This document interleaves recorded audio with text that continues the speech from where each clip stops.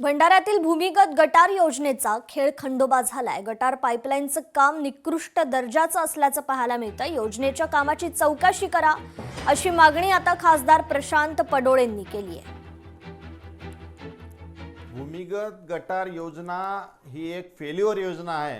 पुष्कळ जिल्ह्यामध्ये पुष्कळ शहरामध्ये याचं काम चालू झालं, कंप्लीट झालं, पण अजूनपर्यंत हे वर्किंग कंडिशनमध्ये नाही।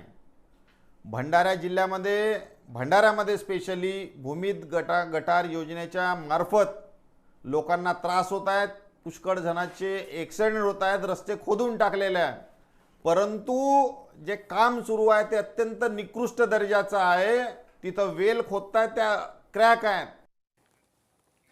सिंधुदुर्ग जिल्हा परिषदेचा अध्यक्षपदी कोण असा सवाल आहे। अध्यक्षपदासाठी भाजपमधून 5 जण इच्छुक आहेत।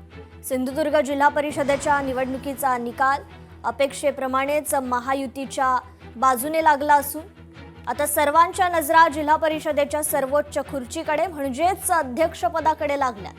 50 सदस्यांच्या या सभागृहात महायुतीने 41 जागा जिंकून वर्चस्व प्रस्थापित केले। भाजपने स्वबळावर 27 जागा जिंकत आपला बालेकिल्ला राखला, तर शिंदे सेनेनं 13 आणि एका पुरस्कृत पक्षासह 14 जागांचं संख्याबळ गाठलं।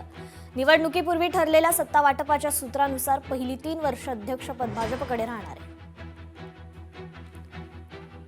या संदर्भातच आढावा घेतलाय आमचे प्रतिनिधी रोहन नाईक यांनी। पाहूयात। सिंधुदुर्ग जिल्हा परिषदेची निवडणूक पार पडल्यानंतर महायुतीने इथे वर्चस्व राखल्याचं पाहायला मिळतं आहे। एकंदरीत यानंतर खरी चर्चा रंगली आहे ती अध्यक्षपद कोणाकडे जाणार आहे, जिल्हा परिषदेच्या अध्यक्षपदी कोणाची वर्णी लागणार हे पाहावं लागणार आहे। एकंदरीत पाहिलं असेल तर अध्यक्षपदाकडे लागलेल्या एकूण या 50 सदस्यांच्या या सभागृहात महायुतीने 41 जागा जिंकून वर्चस्व प्रस्थापित केलं, तर भाजपने स्वबळावर 27 जागा जिंकत आपला बालेकिल्ला राखला, तर शिंदे शिवसेनेने 13 आणि एका पुरस्कृत अपक्षासह अशा 14 जागांचे संख्याबळ गाठले आहे।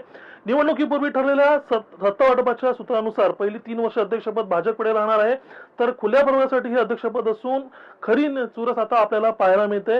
यामध्ये भाजपकडून संदेश उर्फ गोट्या सावंत जे माजी जिल्हा परिषद अध्यक्ष सुद्धा होते, मनोज राव राणे, प्रमोद कामत, प्रमोद राव राणे आणि संदीप गावडे यांच्या नावांची चर्चा आपल्याला पाहायला मिळते। एकंदरीत पाहिलं असेल तर जिल्हा परिषदेचं अध्यक्षपद आता कोण ठरवणार, म्हणजे एकंदरीत खासदार नारायण राणे हे नेहमीच या संदर्भात निर्णय घेत असतात जिल्हा अध्यक्ष कोण, पण यावेळी निर्णय काय होतो हे पाहावं लागणार आहे। त्यामुळे खडेसर रोहन नाईक, लोकशाही मराठी, सिंधुदुर्ग।